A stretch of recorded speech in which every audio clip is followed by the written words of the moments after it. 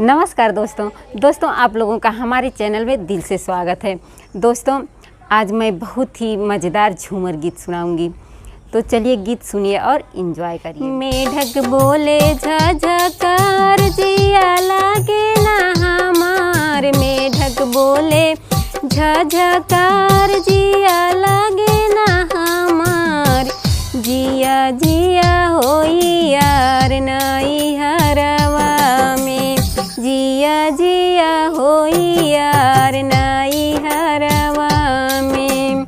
मेढक बोले झझकार मनवा लागे ना हमार, मेढक बोले झझकार मनवा लागे ना हमार, अपने यार के बोलाइब हम ससुरवा में, अपने यार के बोलाइब हम ससुरवा में, जिया जिया होई यार नई हरवा में, जिया जिया होई यार नई हरवा में, बनल रहा होई यार नई हरवा में, बनल रहा होई यार नई हरवा में। जबले रहली कुंवार तबले रहली तुहार, जबले रहली कुंवार तबले रहली तुहार,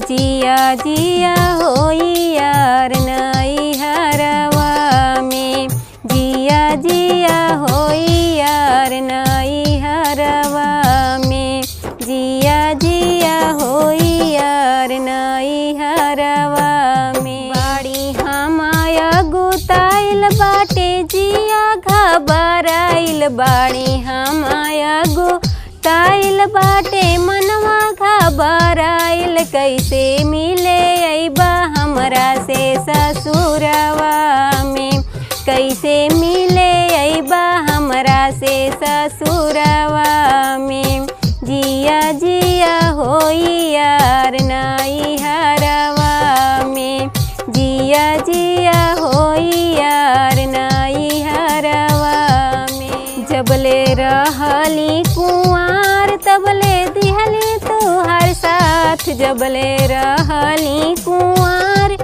तबले दिहली तुहार साथ, जिया जिया होई यार नई हरवा में, जिया जिया होई यार नई हरवा में।